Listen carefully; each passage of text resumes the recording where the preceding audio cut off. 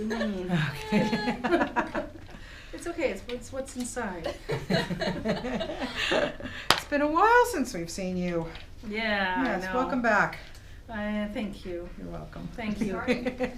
I think, are we good, Andrew? We are rolling. We're Just rolling for us in. two. Okay, yeah, we're gonna tag team, so, and It's- I do mine, and then Anne's gonna come in and do hers, so it's Okay. all good. Welcome back to Toronto. Thank you. Always good to have you Well, at I TIFF. live here. I know, I meant, Yes, sorry, I meant that's at what- TIFF. It's always good to have you at Yeah. your films at TIFF. Patricia, wow, this one stayed with me for, I saw it about a week and a half ago, and I can't stop thinking about it. So, you know, honestly, was it a huge challenge for you taking this book and making it into the screenplay and then shooting this movie?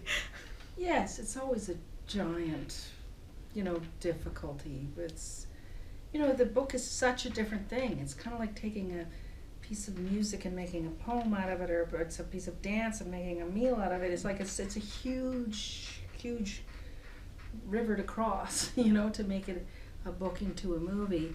I made the decision, and Ellen found the book, right? And Ellen came to me to write, and but she didn't have that many, ideas. One was, and I think I came to it too, was to focus on the last half of the book. Mm-hmm. So that was a decision. But yeah, I really wanted to make it lush and make it a kind of full of sequences that aren't all talk, that really leave room for music, leave room for image, leave room for loneliness, leave room, not go from 3-minute scene of talk, next plot point, 3-minute scene of talk, next plot point, it's just to kind of break up that kind of expected storytelling rhythm. Well, also the reality of what somebody would go through if they lost power forever, and how you would have those moments. Like, you wouldn't be talking to your sister, your friend, your brother, your husband, whoever, on and on. You're going to have those moments. So it made it so realistic. That's what I love hearing you say, because I feel like, this question of what would happen if we lost, power is so much on everyone's mind right now. Yeah. For some reason, we're all terrified of it because we're so vulnerable. We've got this fossil fuel dependence that's almost complete. We're developing a few other things, but they're nowhere near ready to handle what we're asking for. So if we lose it, then what? Yeah. And it would be boredom, it would be vulnerability, it would be ignorance, and it would be rumor. We wouldn't know a thing. Mm-hmm. And it would be, the rhythms would change, like our high-speed exchanges.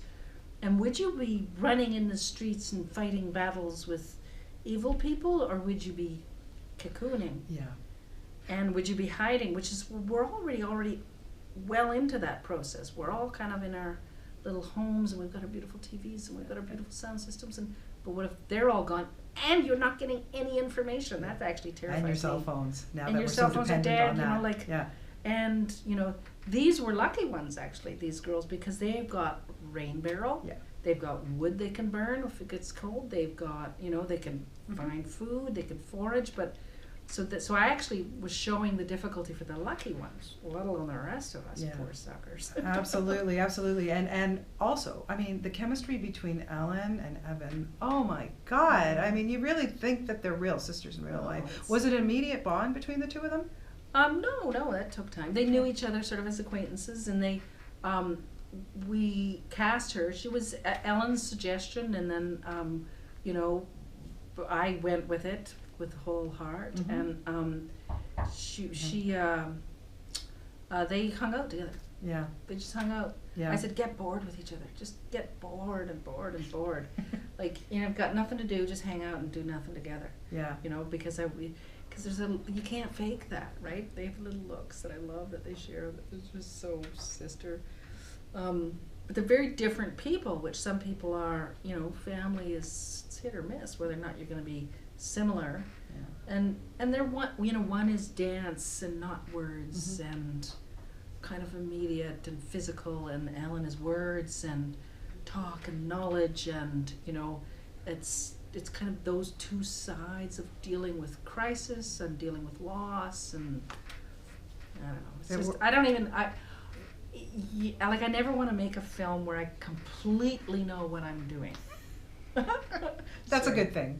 Is it? It is. No, but because it's got to be something that is disturbing and attractive, but you're not entirely sure why. But if you can reduce it to a slogan, Yeah. you're done already. It's not going